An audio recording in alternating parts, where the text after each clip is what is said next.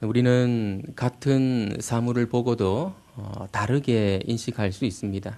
대표적인 예로 컵에 물이 반밖에 안 찼다 이렇게 말하는 사람이 있는가 하면 물이 반이나 찼다 이렇게 말할 수도 있는 것이죠.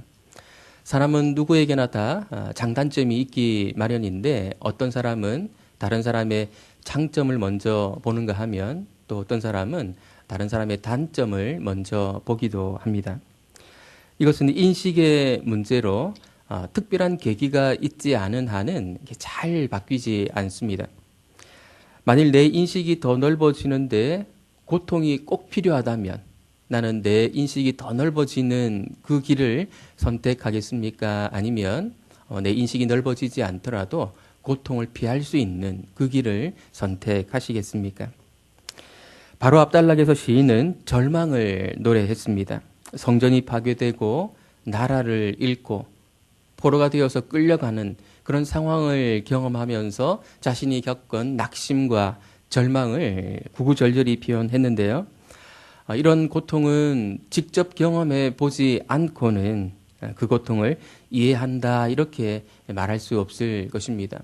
우리 시대에도 지진으로 많은 사람들이 죽고 또 호텔이 무너져서 거기에 또 사람이 깔려 죽고 하는 그런 고통들을 많이 경험하고 있는데 그 고통을 우리가 쉽게 이해할 수 있다 이렇게 표현하기가 참 어려울 것입니다. 3장 1절에서 18절에 나오는 이 긴 내용은 한마디로 말하면 고통 중에 있다라고 하는 것은 이런 것입니다 라는 것을 잘 보여줍니다. 육신적으로 정신적으로 또 영적으로 너무 아파서 1%의 가능성도 보이지 않는 상태에 있는 것, 그런 것이 고통 중에 있는 것이죠. 사람이 가장 큰 절망을 느낄 때는 마음으로는 곧 회복되겠지 하는 그런 기대를 갖고 있는데 현실은 그와 정반대로 가고 있는 그런 상황을 경험할 때일 것입니다. 고통이 끝날 때가 도무지 보이지 않을 때, 끝나려고 하는 것이 아니라 오히려 그 고통이 더 커져가는 것처럼 느껴질 때, 그때 사람은 절망하게 되는 것이죠. 시는 바로 앞단락 마지막 절에서 자신의 이 고통을, 절망을 이렇게 토로했습니다. 스스로 이르기를 나의 힘과 여호와께 대한 내 소망이 끊어졌다 하였도다. 영적으로 또 육적으로 소망이 완전히 끊어졌다라는 것을 고백할 정도로 시인은 절망 가운데 빠져 있습니다. 그런데 오늘 우리가 읽은 본문에서 시인은 인식이 완전히 바뀐 경험을 표현하고 있습니다. 19절 21절 보시면요.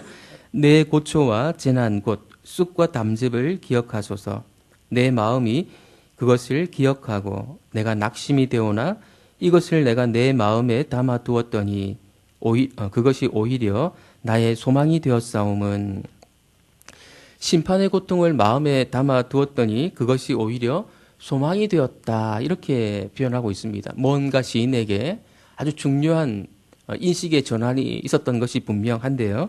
어떻게 이런 일이 가능하게 된 것일까? 22절에서 24절이 그것을 소개하고 있습니다. 우리 22절에서 24절을 같이 한번 읽어보겠습니다. 여호와의 인자와 이것들이 아침마다 새로우니 주의 성실하심이 크시도소이다. 내 심령에 이르기를 여호와는 나의 기업이시니 내가 그를 바라리라 하도다. 심판의 고통은 말로 다 표현할 수 없을 정도로 컸습니다. 그런데 이 지독한 고통 가운데에서 시인은 새로운 깨달음을 얻게 됩니다. 그가 고통당하고 있다는 사실은 그가 죽지 않고 살아있음을 말해주는 것이었습니다. 고통은 살아있는 자만이 느낄 수 있는 것이거든요. 그리고 그만 살아있는 것이 아니라 꽤 많은 유다 백성들이 죽지 않고 살아남았고 그래서 고통을 겪고 있는 것이었습니다. 이것을 하나님의 시각에서 말하면 하나님은 유다 백성들을 진멸하시지 않은 것이었습니다. 다시 말해 하나님께서 유다 백성들에게 인자와 긍휼을 베푸셨던 것이죠. 그전에는 고통이 죽을 고통이었고 망하게 만드는 그런 고통으로 느껴졌는데 생각이 좀 바뀌면서 그 고통을 경험하는 중에 아, 내가 살아있구나. 우리 유다 백성들이 살아있고 하나님께서 인자와 긍휼을 베푸셨구나 하는 것을 깨닫는 단계로 나아갔다는 것입니다. 이런 인식이 생기자 시인은 절망에서 벗어나 하나님의 구원을 바라보게 됩니다. 이제 시인에게 아침은 새로운 의미로 다가오게 됩니다. 오늘은 또 어떤 고통을 맞이하게 될까 하는 것이 아니라 하나님의 인자와 긍휼이 계속되고 있으니 오늘은 어제보다 하나님의 구원의 날이 더 가까워졌겠지. 이런 마음으로 아침을, 새로운 하루를 맞이하게 되는 것이죠. 하나님의 인자와 긍휼이 있다는 사실을 확신하게 되는 그때부터 새로운 날은 아침마다 하나님의 은혜가 더 가까워져 오고 있다는 사실로 시인은 인식하고 있는 것입니다. 고통의 의미를 새롭게 깨닫고 하나님의 인자와 긍휼을 바라게 되니 고통스럽던 현실이 새롭게 보이기 시작하는 것이죠. 우리 인생에도 고통은 예고 없이 찾아옵니다. 그런데 문제는 우리 삶에 불쑥 찾아오는 이 고통을 말로 설명하기가 참 어렵다는 것입니다. 왜 이 고통이 나에게 찾아오는 것인지, 또 얼마나 참으면 이 고통이 끝나는 것인지, 내가 이 고통 가운데서 해야 할 일, 할 수 있는 일이 무엇인지 우리가 이것을 잘 설명할 수가 없다는 것입니다. 너무나도 많은 것들이 우리가 겪는 고통에 엮여 있습니다. 누군가에게는 내가 피해를 보고 또 고통을 주는 누군가가 있다고 말할 수 있는 반면 또 누군가에게는 내가 가해자의 입장에 있을 수도 있기 때문에 이 고통을 쉽게 말할 수 없고, 나에게 고통 주는 자를 하나님께서 다 제거해 주시기를 원한다 이렇게 기도할 수도 없습니다. 그 가운데 내가 사랑하는 사람, 또 어쩌면 나 자신도 엮여 있을 수 있기 때문에 그런 것이죠. 이렇듯 우리 삶에 찾아오는 고통을 명쾌하게 설명할 수는 없지만 분명한 것은 고통이 올 때, 고통이 없을 때에 비해서 나 자신에 대해서 훨씬 더 진지하게 그리고 깊이 있게 자신을 돌아볼 수 있게 된다는 것입니다. 연약한 내 실체 앞에 서게 되는 것이죠. 그렇게 함으로써 잘 바뀌지 않는 우리의 습관과 인식이 바뀌게 될 수 있는 계기가 마련될 수 있습니다. 때때로 쉽게 죄에 빠지는 습관이 바뀔 수 있고요. 또 다른 사람에 대해서 아주 협소하고 이기적인 관점으로 보는 내 시각이, 내 안목이 바뀌게 될 수도 있습니다. 그래서 시인은 고난을 경험할 때의 바른 태도를 권면하는 방향으로 방향을 바꿉니다. 25절, 26절 말씀 보시면요. 기다리는 자들에게나 구하는 영혼들에게 여호와는 선하시도다. 사람이 여호와의 구원을 바라고 잠잠히 기다림이 좋도다. 고난을 경험할 때의 바른 태도 두 가지를 시인이 말하고 있는데, 첫 번째는 잠잠히 기다리는 태도를 말하고 있습니다. 물론 고통을 경험하면서, 고통을 경험하고 있으면서 기다리는 것입니다. 언제까지인가 하면 하나님이 개입하실 때까지, 하나님의 구원을 경험할 때까지 잠잠히 기다릴 것을 권면하고 있습니다. 여기에는 중요한 전제가 하나 있는데요. 그것은 하나님의 선하심에 대한 믿음입니다. 하나님은 선한 분이시기 때문에 나를 망하게 하시려고 이 고통을 주시는 것이 아니다라는 것을 믿어야 하는 것이죠. 하나님의 선하신 분이기 때문에 내가 겪는 이 고난을 통해서 결국에 선으로 갚아주실 것이다. 내가 그분의 선함을 바라고 그분을 바른 태도로 기다리기만 한다면 결국 선한 것으로 나에게 갚아줄 것이다 라는 사실을 믿는 것, 이것이 우리의 중요한 전제입니다. 그러면서 시인은 고난이 주는 유익을 권면하는 자리로 나아가는데요. 시인은 고난을 경험해 보지 않고서 고난은 유익이 있습니다 이렇게 말하는 사람이 아닙니다. 자기 자신이 치열한 고난을 경험하고서 고난에 유익이 있습니다 이렇게 말하기 때문에 우리는 이 시인의 권면을 더 설득력 있게 받아들일 수 있습니다. 27절, 28절 말씀 우리 같이 한번 읽어보겠습니다. 사람은 젊었을 때에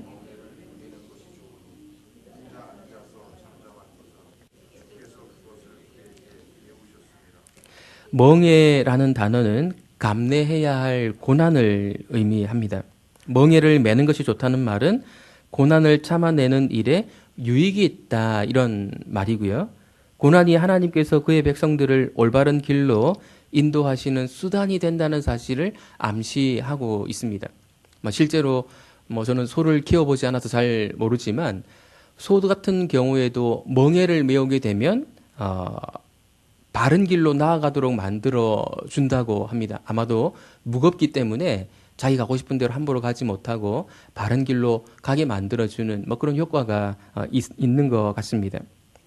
이런 관점에서 볼 때 고난은 특히 젊은이들에게 유익하다 이렇게 시인은 말하고 있습니다. 그래서 우리 속담에도 있지 않습니까?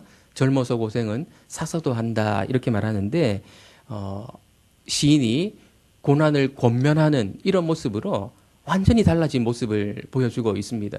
지금까지 시인은 고통에 대해서 완전히 몸서리 쳤었거든요. 너무 고통스러워서 너무 아파서 이 고통을 잊고 싶은 그런 마음을 보여주었다면 이제는 고난 가운데에서 기다리라고 말하고 고난에 유익이 있다고 이렇게 말하는 그런 모습으로 달라져 있습니다. 고난을 경험할 때의 바른 태도 두 번째는 겸비한 태도를 갖는 것입니다. 한마디로 겸손해지는 것이죠. 29절 30절 말씀입니다. 그대의 입을 땅의 티끌에 댈지어다. 혹시 소망이 있을지로다. 자기를 치는 자에게 뺨을 돌려대어 치욕으로 배불릴지어다. 입을 땅의 티끌에 대는 행위는 고대 근동에서 연장자나 자기 상사에 대해서 자신을 낮추는 행동이었다고 합니다. 그러니까 하나님 앞에서 이처럼 자기의 입을 땅에 대는 것처럼 철저하게 낮아지는 그런 모습을 보여야 한다는 것이죠. 내가 왜 이런 고통을 당해야 합니까? 왜 저에게 이런 고통을 주십니까? 하는 태도가 아니라 하나님 제가 회개해야 될 것이 없습니까? 저의 죄를 더 깊이 깨달을 수 있도록 도와주십시오. 이런 태도를 취해야 한다는 것이죠. 혹시 나에게 어떤 죄가 있어서 이런 문제가 발생했는지 저에게 깨달음을 주십시오. 이런 겸손한 태도로 하나님께 나아가는 것이 옳다라는 것입니다. 어느 정도까지 낮아져야 하는가 하면 한쪽 뺨을 치면 다른 뺨을 돌려댈 수 있을 정도로 낮춰야 한다고 말합니다. 어떤 모욕적인 상황에서도 혈기를 부리지 않을 수 있는 그런 겸비한 상태, 그런 상태로 이 고난을 맞아야 한다는 것이죠. 예수님 말씀에 의하면 심령이 가난한 그런 상태가 되는 것입니다. 하나님께만 전적으로 의지하는 상태, 아무것도 의지할 것이 없는 그런 상태여야 한다는 것이죠. 고난이 우리 삶에 찾아왔을 때 이 두 가지를 잘 기억해야 할 것입니다. 고통을 감내하면서 하나님을 기다리는 태도, 다시 말해서 하나님이 개입하시기를 기다리는 태도, 그리고 또 한 가지는 겸비한 태도입니다. 그래야 하는 이유가 무엇입니까? 시는 그 이유를 두 가지로 설명을 하는데요. 첫 번째는 그래야 하나님께서 긍휼히 여겨주실 것이기 때문이라고 말합니다. 31절에서 33절 우리 같이 한번 읽어보겠습니다. 이는 주께서 영원하도록 버리지 아니하실 것임이며 그가 비록 근심하게 하시나 그의 풍부한 인자하심에 따라 긍휼히 여기실 것임이라. 주께서 인생으로 고생하게 하시며 근심하게 하심은 본심이 아니시로다. 이렇게 기다리고 겸비하게 되면 하나님께서 인자와 긍휼을 베푸실 것이기 때문에 그래야 한다라고 얘기하고 있습니다. 근데 여기서 눈에 띄는 표현이 있는데요. 주께서 인생으로 고생하게 하시며 근심하게 하심은 본심이 아니시로다라는 것입니다. 고통을 주시고 그래서 고생하게 만드시는 것은 맞지만 이거 하나님의 본심은 아니다라는 것이죠. 하나님의 본심은 인류에게, 사람들에게 인자와 긍휼을 베푸시고 복을 받게 만드는 것, 이것이 하나님의 본심이라는 것입니다. 그런데 본심은 아니지만 일시적으로 사람들로 하여금 고생하게 만드시고 또 그 일로 근심하게 만드시는 일을 하신다, 이렇게 시는 말하는데요. 왜 그렇게 하십니까? 세상에서 발생하는 불의들을 기뻐하지 않으시기 때문에 그렇다고 말합니다. 34절에서 36절 말씀 한번 제가 읽어보겠습니다. 세상에 있는 모든 갇힌 자들을 발로 밟는 것과 지존자의 얼굴 앞에서 사람의 재판을 굽게 하는 것과 사람의 송사를 억울하게 하는 것은 다 주께서 기쁘게 보시는 것이 아니로다. 실제로 세상에서 이러한 불의한 일들이 일어나고 있기 때문에 심지어 하나님의 백성이라고 불리는 이스라엘 사회 안에서도 이런 일들이 일어났기 때문에 하나님은 인류로 하여금 근심하게 고생하게 만드신다는 것입니다. 그렇다면 이스라엘이 지금 멸망해서 포로 생활을 경험하고 있는 것도 이런 이유 때문일 것입니다. 그들 사회 안에서 불의한 일들이 일어났었고 그 일들 때문에 하나님은 그들로 고생하게 근심하게 하시려고 이런 어려움들을 주신 것이죠. 고난이 찾아왔을 때 잠잠히 기다리고 겸비한 태도를 지녀야 할 두 번째 이유는 하나님만이 상황을 완전히 역전시킬 수 있기 때문입니다. 37절, 38절 말씀 우리 같이 한번 읽어보겠습니다. 주의 명령이 화와 복이 지은 자의 입으로부터 나오지 아니하느냐. 말한 대로 이루시는 능력이 하나님께 있다는 것입니다. 화와 복이 하나님께 달려 있다는 것입니다. 화를 복으로 만드실 수 있고 복을 화로 만드실 수 있는 능력이 하나님께 있기 때문에 지금 재난당하고 고난당하고 있는 우리로 하여금 복으로 상황을 바꾸실 수 있는 유일한 분이 하나님이시기 때문에 우리가 하나님을 잠잠히 바라고 하나님 앞에서 겸비한 태도를 취하는 것이 옳다는 것이죠. 우리 삶에 원치 않게 고난이 찾아옵니다. 고난이 우리 삶에 찾아왔을 때 대할 수 있는 최악의 방법은 계속해서 원망과 불평에 빠져 있는 것입니다. 39절 말씀은 살아있는 사람은 자기 죄들 때문에 벌을 받나니 어찌 원망하랴 이렇게 말씀하고 있는데요. 원망하는 것이 최악의 대처 방법인 이유는 사실 따지고 보면 자신의 죄 때문에 그런 고난이 주어졌기 때문이라는 것입니다. 무엇보다도 이런 방식으로는 문제가 해결되지를 않습니다. 원망하고 불평한다고 문제가 해결되면 100번이라도 원망하겠지요. 근데 원망하고 불평해서는 문제가 해결되지를 않습니다. 자기의 죄 때문에 벌어진 일이기 때문에 그런 일은 일어나지 않습니다. 하나님의 백성들이 취해야 할 바른 태도는 무엇입니까? 고난 가운데서 잠잠히 기다리는 것입니다. 고난을 몸소 경험하면서 하나님이 개입하시기를 기도하면서 기다리는 것입니다. 그리고 자신을 철저히 낮추는 것입니다.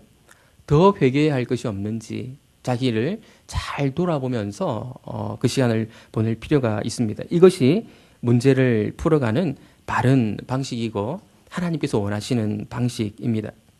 근데 이 두 가지는 사실은 우리에게 다 유익한 것이거든요.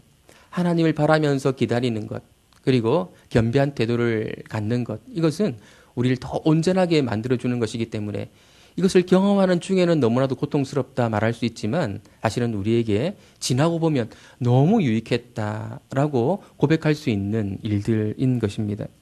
그런데 고통 가운데 있는 것을 참지 못해서 그것을 빨리 벗어나고 싶어 하는 것이 인간의 본성이거든요. 이렇게 있다가 죽을 것 같다 이런 마음이 들기 때문에 그런 것이죠. 그래서 사람들이 취하는 방법은 인간적인 술수를 동원해서 그 문제를 그 고통으로부터 빨리 벗어나려고 하는 것인데 그렇게 하다가 문제가 더 꼬이게 되는 것을 우리도 경험했고 이스라엘의 역사가 그것을 보여주었습니다. 예레미야서에서 보여준 내용들이 그런 것이었죠. 인간적인 방법으로 하나님이 주신 그 고통을 빨리 벗어나려고 하다가 오히려 문제가 꼬여서 더 철저한 고난을 경험하게 되는 그런 모습을 보여주지 않습니까? 하나님은 선하신 분이기 때문에 우리를 망하게 하려고 고난을 주시지 않습니다. 하나님은 선한 분이시기 때문에 결국 우리에게 유익을 주시려고 고난을 주신다. 이 사실을 굳게 붙들고 고난을 받아들여야 할 것 같습니다. 여러 모양의 고난을 기다림과 겸비함으로 잘 감당해내므로 하나님에 대한 이해가 더 깊어지고 삶이 더 온전해지는 그런 저와 여러분들 되시기를 예수님의 이름으로 축원드립니다. 기도하겠습니다.